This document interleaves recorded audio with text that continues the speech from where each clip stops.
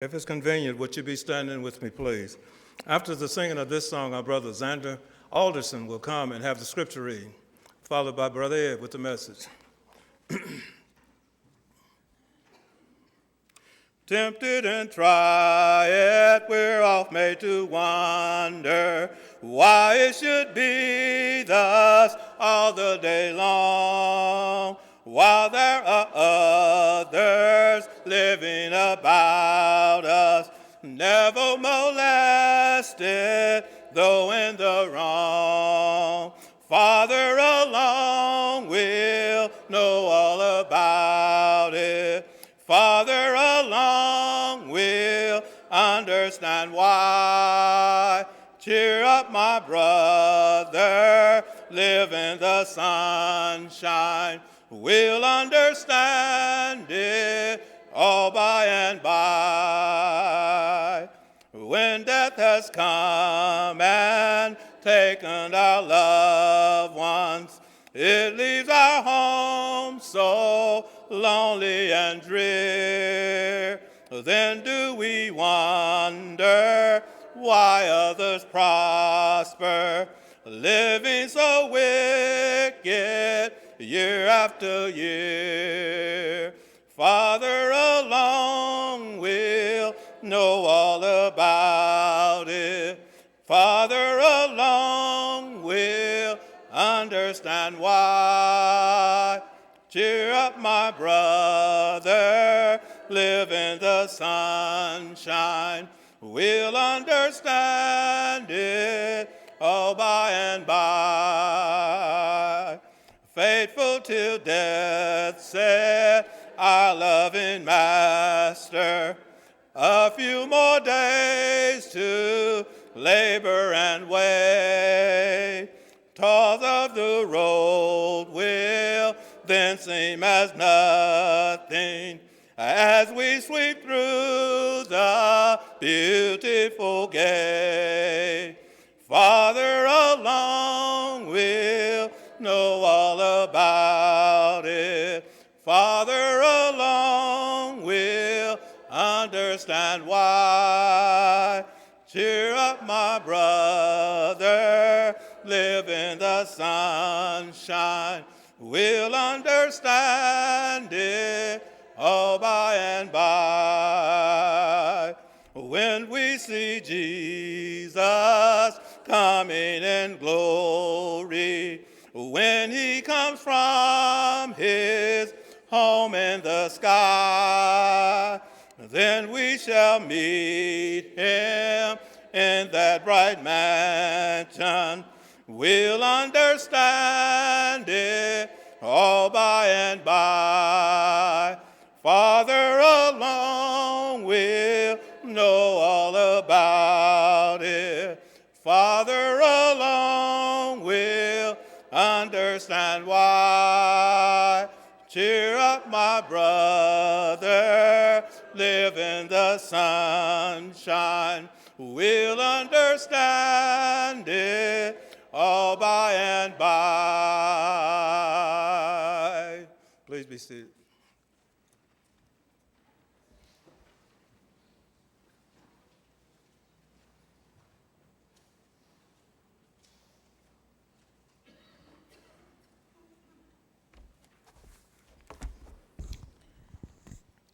Numbers 13, verses 25 through 33. And they returned from searching of the land after 40 days. And they went and came to Moses and to Aaron and to all the congregation of the children of Israel unto the wilderness of Paran, to Kadesh, and brought back word unto them, and unto all the congregation, and showed them the fruit of the land. And they told him and said, We came unto the land whither thou sentest us, and surely it floweth with milk and honey, and this is the fruit of it. Nevertheless, the people be strong that dwell in this land, and the cities are walled and very great. And moreover, we saw the children of Anak there. The Amalekites dwell in the land of the south, and the Hittites, and the Jebusites, and the Amorites dwell in the mountains, and the Canaanites dwell by the sea, and by the coast of Jordan. And Caleb stilled the people before Moses, and said, Let us go up at once and possess it, for we are well able to overcome it. But the men that went up with him said, We be not able to go up against the people, for they are stronger than we. And they brought up an evil report of the land which they had searched unto the children of Israel, saying, The land through which we have gone to search it is a land that eateth up the inhabitants thereof. And all of the people that we saw in it are men of a great stature. And there we saw the giants, the sons of Anak, which come of the giants. And we were in our own sight as grasshoppers, and so we were in their sight.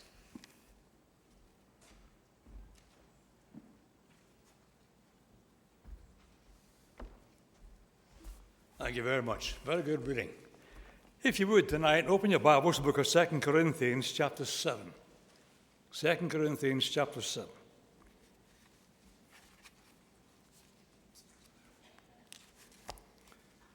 In 1871, Dr. Higley, under the Homestead Act, moved from Indiana to Kansas. He was inspired by his surroundings, by his new home. And he penned a poem, My Western Home. And of course, you're familiar with the beginning of it.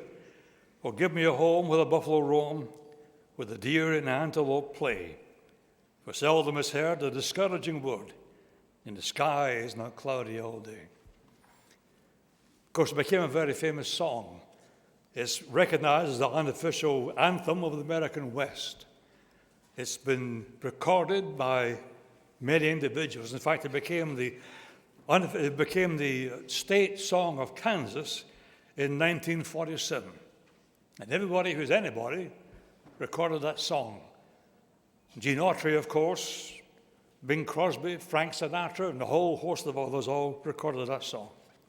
And you can imagine Dr. Higley sitting there at his new home on the banks of a river, just amazed and wondering at the beauty of his new home in Kansas.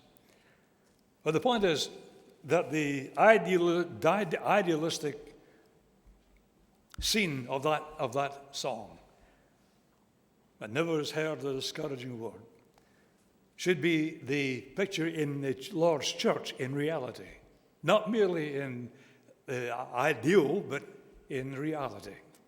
You recognize the importance of encouragement. See, we all have a common objective. All of us who are Christians have a common objective. And that common objective, of course, is heaven.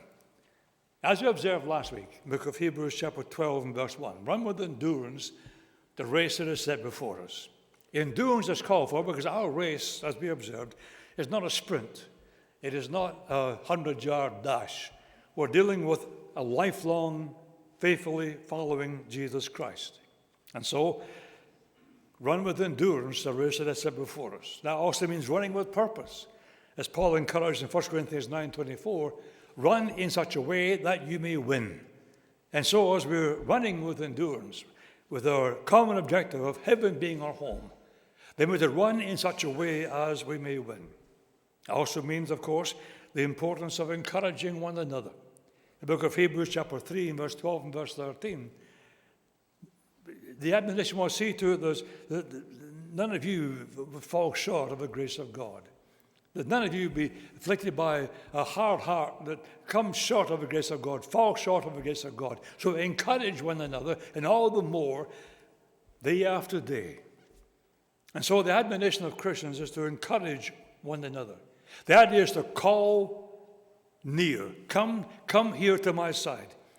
To exhort, to encourage, and to strengthen.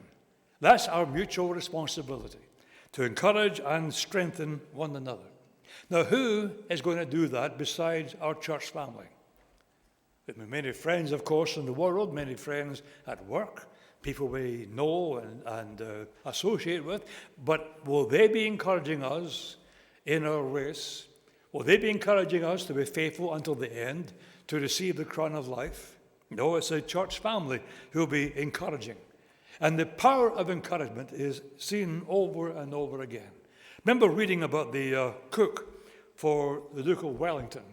Duke of Wellington, of course, was the British general who finally defeated the Emperor Napoleon. He was known as the Iron Duke. And his cook up and left, just quit. He was asked, well, why would you do that? In such a position of honor and even a very well-paying job, why would you just quit? The Duke of Wellington as cook. He said, well, when the meal was good, he never thanked me. When the meal wasn't so good, he never blamed me. It's just not worth it. He was working in an environment where he didn't seem to count. Whatever he did, it gained no response from the Duke. And so he simply quit. The power of encouragement is one that we as Christians need to recognize and also utilize. So the Apostle Paul recognized and appreciated very much the power of encouragement. Look here, book of 2 Corinthians in chapter 7. And you observe in verse 5, but even when we came into Macedonia, our flesh had no rest. We were afflicted on every side, conflicts without, fears within. But God, who comforts the depressed, comforted us by the coming of Titus. And so you look here, does Paul say he was depressed? That's the term he uses. You observe other translations, one that you're reading doesn't use depressed. There might be downcast, as in the King James. It might be lowly, or even one translation, feeling miserable. The meaning of the term is to be downcast due to circumstances. He wasn't clinically depressed. He was downcast because of circumstances. And you observe the circumstances there in verse 5.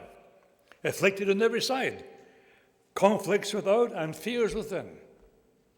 But God who comforts, and that term comforts is the very same word found as we've cited book of Hebrews chapter 3 and verse 13. To encourage and to strengthen.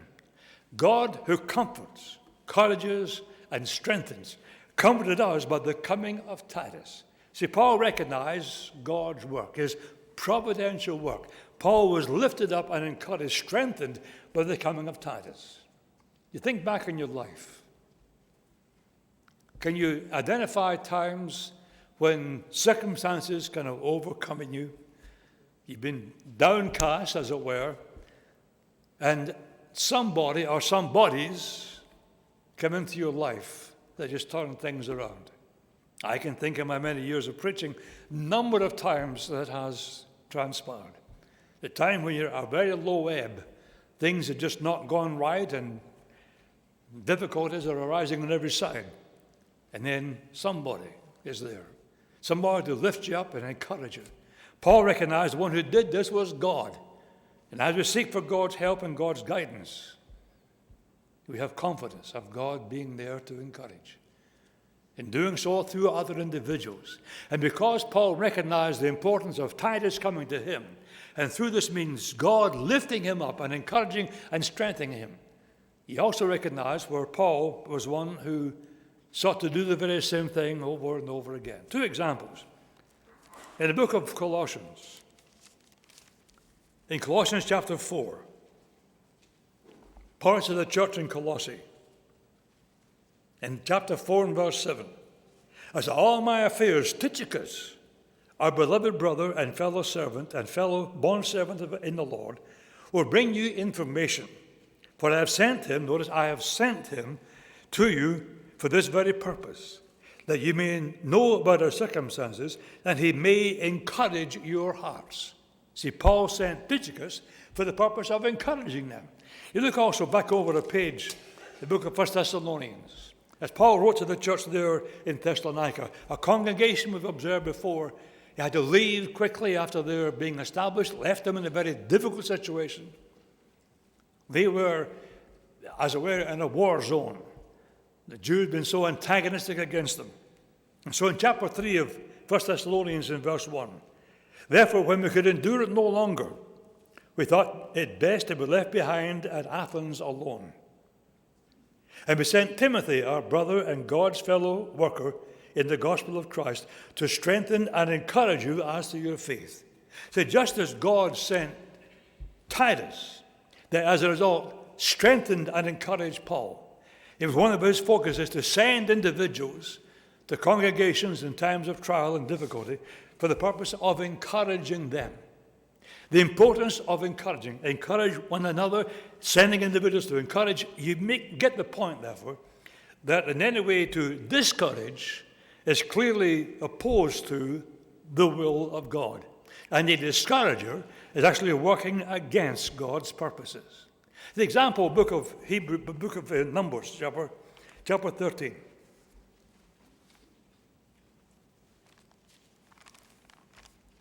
The passage read for us tonight.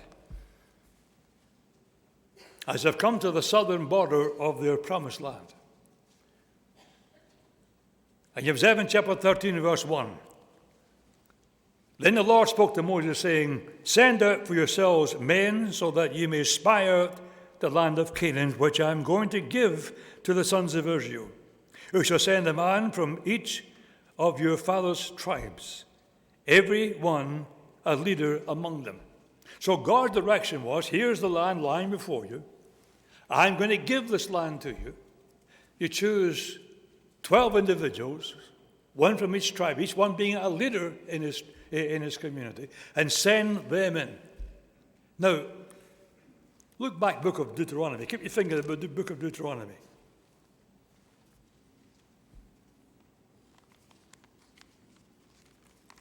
In chapter 1 of Deuteronomy, many years later, as Moses is reflecting upon this very situation, as they're now at the southern border, book of Deuteronomy, chapter 1, in verse 19. And Moses reminds the people of Israel, Then we set out from Horeb, or Mount Sinai, and we went through all that great and terrible wilderness, which you saw on the way to the hill country of the Amorites, just as the Lord our God had commanded us. And we came to Kadesh Barnea. And I said to you, You've come to the hill country of the Amorites, which the Lord your God is about to give you. God said, I'm giving this. Moses said, He is about to give you. See, the Lord your God has placed the land before you. Go up, take possession, as the Lord your God, God of our fathers, has spoken to you. Do not fear or be dismayed. You get the picture quite clearly? They've come to the land.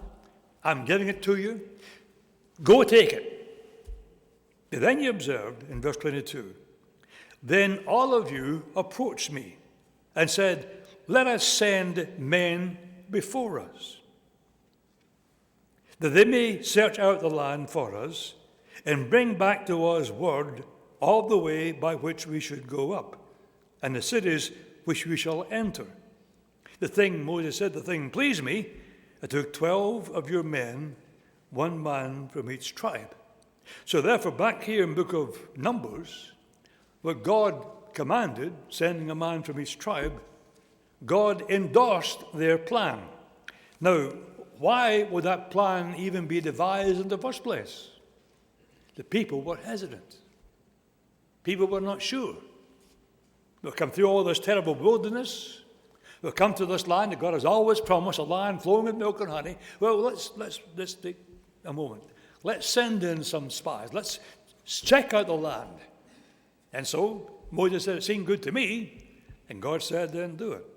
But it was their idea. It wasn't God's command. It was their idea that God endorsed. So then back in the book of Numbers, as they send out the men,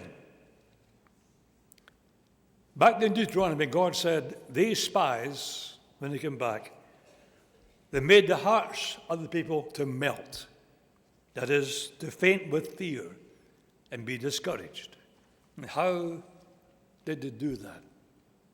Well, you're well familiar, of course, book of Numbers, chapter 13. They were in the land for 40 days. In verse 25, came to Moses and Aaron and all the congregation.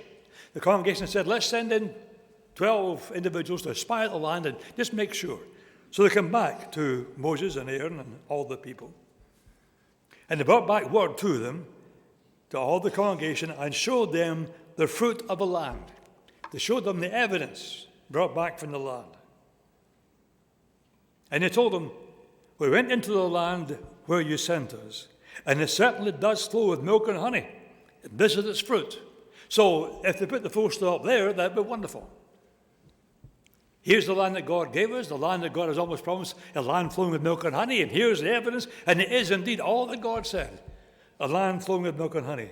But, nevertheless, the people who live in the land are strong. Cities are fortified and very large. And moreover, we saw the descendants of Anak there, men of giant stature.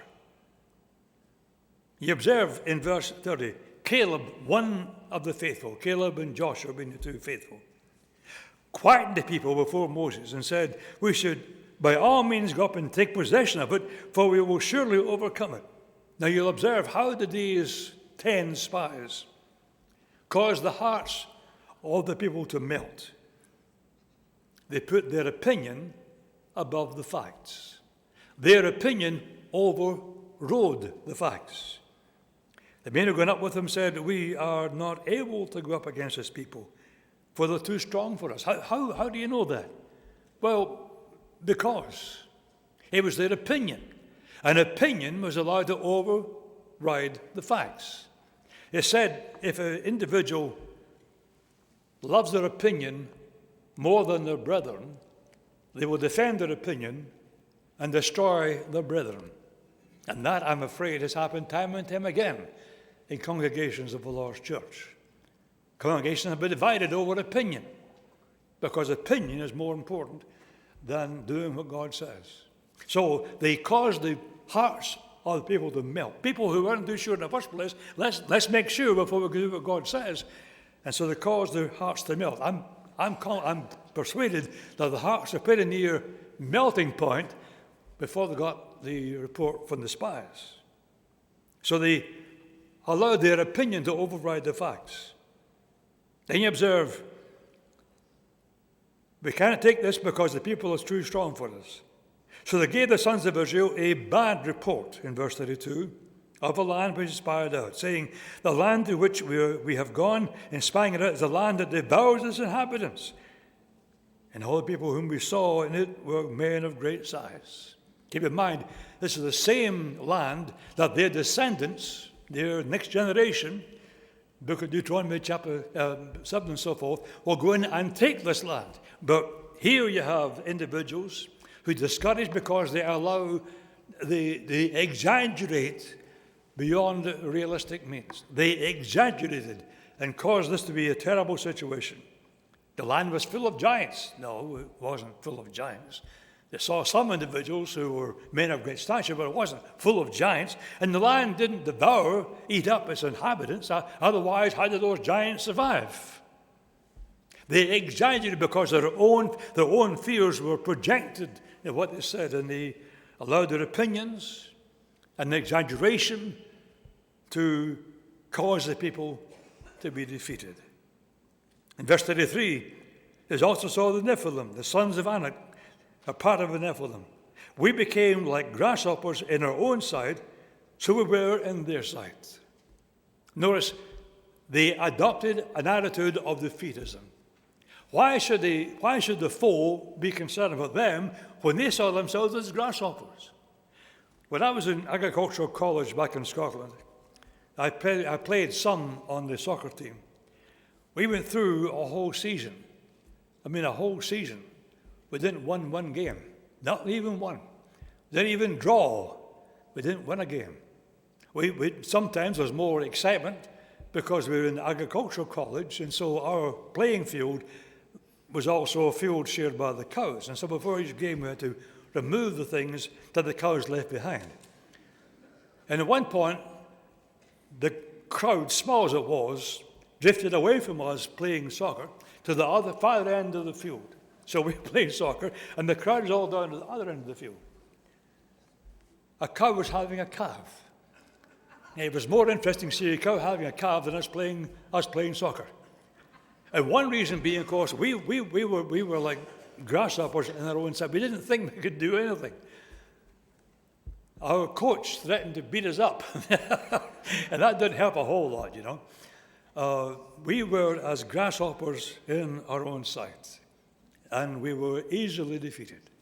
People of Israel heard this report of the 10 spies. We became like grasshoppers in their sight, So there was no chance of doing anything worthwhile, no chance of ever doing what God said. And so because the people, hesitant to begin with, said, let's send in some men to spy out the land. And the land, they came back with a report, and I'm confident many people were all too willing to accept it. We just can't do it. And so by the process of opinions becoming dominant, exaggeration, and defeatism, the people of Israel were turned away. You observe in chapter 14 of Numbers God's response to them. In verse 29, your corpses will fall in this wilderness, even all your numbered men according to your complete number from 20 years old and upward, who have grumbled against me. Surely you shall not come into land which I have sworn to you, except Caleb, Joshua, your children, moreover, whom you said would become prey, I will bring them in. And of course, the next generation came into the land. And God told them, no, 7 nations greater and stronger than you, no diminishing of the challenge. Certainly the individuals there of great stature and all the rest of it. Each of these nations were greater and stronger than Israel. I am driving them out before you. No covenant with them, no intermarrying with them, utterly destroy them. And led by Joshua, in they went. And so in verse 31, your children, moreover, whom you said will become prey, I will bring them in, and they will know the land which you have rejected. But as for you, your corpses will fall in the wilderness. Your sons shall be shepherds for 40 years in the wilderness, and they will suffer for your unfaithfulness until your corpses lie in the wilderness. Whole generation from age 20 and up would all die in the wilderness. Why? Because they did not trust the Lord. Your sons shall be shepherds. They will suffer for your unfaithfulness until your corpses lie in the wilderness. According to the number of the days which you spied out the land, 40 days, every day, for every day you shall bear your guilt a year, even 40 years, and you'll know my opposition. God was opposed to them. They knew God's opposition. Why? Because they didn't take God's word. They did not trust the Lord.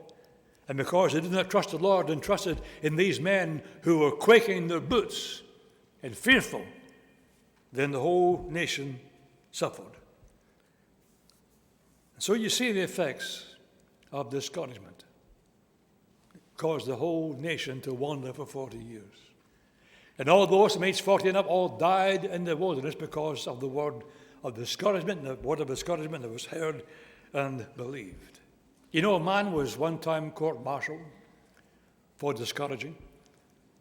It took place during the Boer War in South Africa as the British were fighting the Dutch. It was the siege of the city of Ladysmith. British forces were in a dire situation. The forces of the Dutch, the Boers, were on the verge of overwhelming the city. And one man, a civilian, will go up and down the line of his soldiers, giving a discouraging word. They can't do it, doesn't look good. And he was court-martialed, imprisoned for a year, because to be a discourager in a situation like that was a grave crime. Discouraging caused a court-martial. An example of 2 young men, both of them about age 10, age 11. One, Richard Allen Farmer, a professor at Gordon College, well sought after motivational speaker. And he gave an example one time when he was 10 or 11. His grandfather, Pop, for Christmas brought him a little projector. Unlike today, to simply pop in a DVD and away you go, they had to thread the projector. And his grandfather patiently showed him how to thread through all the different reels and ratchets and bring it up into the little receiving, cylinder. And his grandfather very patiently showed him how to do it. And then he said, will you do it? And he did it right. And his grandfather said, I have the smartest grandson ever. Now, years later, he asked his grandfather if he remembered that. And grandfather said, no, I don't. You see, he remembered it. And he always thought of himself from that time on as a young man who was smart, who was teachable, who would catch on to things quickly. Now, if his grandfather had said, good, now I've got a dumb grandson, that would have been remembered also.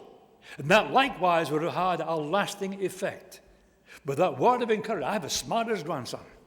Grandfather didn't remember it, but the young man did. And that word of encouragement had a lasting effect. Another young man of my acquaintance, about the same age, 10 or 11, in school, all the children had to go through an IQ test, an intelligence test. And then the results were read out to the class. And this young man was greatly surprised because as they began identifying the students who were the highest, teacher called them brilliant category, his name was called out. He was blown away. He was amongst the brilliant group. But then his teacher was talking to his mother. And she said of a young man, oh yes, he's bright, but he's a plodder. He will get there eventually, but he is a plodder. And for years, that thought filled his mind. I am a plodder. Until in adulthood, he began to realize this phantom in his mind, the words of his teacher kept echoing, I'm a plodder. Finally, he said, who do you think you are? Get out of my mind. To control. Took away that negative connotation. You see, the words that we say have lasting effect. And in the assembly of God, seldom is heard a discouraging word, not merely the state song of Kansas, but should also be part and parcel of the household of God. When Paul and Barnabas on the first missionary journey came after a long, difficult and dangerous climb up to Antioch of Pisidia, came there to the synagogue. Synagogue's official asked them, if you have any word of exhortation, then say it. Exhortation, admonition, encouragement. And Paul answered. He gave a brief summary of the history of Israel. And then at the very conclusion, in verse 38 and verse 39, he spoke of Jesus Christ. In him, forgiveness of sins. And through him, everyone who believes is free from all things which you could not be freed through the law of Moses. And that word of encouragement fired up that assembly in the synagogue. They were hungering for more, seeking for more. Tragically, the following Sabbath day when they met in the assembly, the synagogue, the whole town had heard, and Gentiles wanted to hear too. And so the Jews, moved with anger, forgetting the word of exhortation, became foes of the gospel, and Paul and Barnabas had to leave town. But you see, the word of exhortation boiled down to this. Jesus Christ is our Savior. Jesus Christ is the one through whom we are freed from all things which the law of Moses could not free us. And in Jesus Christ we have remission of sins being proclaimed to us. See, this is the word of exhortation. And may we as a family, as a household of God, be ever careful that our words, which have a lasting effect, will be words of encouragement, words of building up. Silence those words that would be discouraging, even kind of gossiping to one another about somebody else. If you gossip, make sure it's a positive, good gossip. That when it gets back to the other individual about whom you're speaking, it builds them up. That this is what people think about me. They appreciate me. In the household of God, let the encouragement of God and from God's word be forever the standard of our speech and the standard of our communication and our fellowship. To stimulate one another to love and good deeds. This is a constant. Because love can grow cold and good deeds laid by the wayside. Stimulate one another to love and good deeds. not forsaking your own assembly together, as is the habit of some, but encouraging one another, and all the more as you see the day drawing near. See, it's a constant emphasis of Scripture. Christians in the Lord's church and the household of God are to be encouraging one another. And of course, you recall the book of Acts chapter 2, in the very first gospel sermon. Once it's proclaimed, Peter kept on exhorting them, be safe in this perverse generation. Here's his word of exhortation: be saved. And this therefore should be our admonition to all whom we come in contact. Maybe not directly, but always our emphasis, our desire for individuals to know the joy of salvation just as we do. And in the Lord's church, seldom has heard the discouraging word.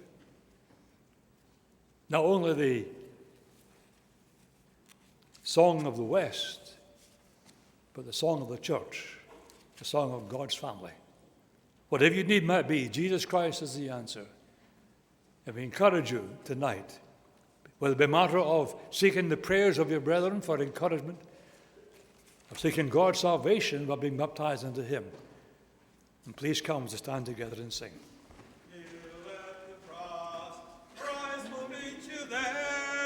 He intercedes for you. Lift up your voice, leave Him with your care, and begin life anew. Kneel at the cross, leave every care. Kneel at the cross, Jesus will meet you there. Kneel at the cross, there is room for all who would His glory share. Bliss there awaits, harm can ne'er befall those who are anchored there. Kneel at the cross, lay every care. Kneel at the cross, Jesus will meet you there. Kneel at the cross, give your idols up, look unto realms above. Turn not again to life's sparkling cup, trust always in His love. Kneel at the cross, lay every care. Kneel at the cross, Jesus will meet you there.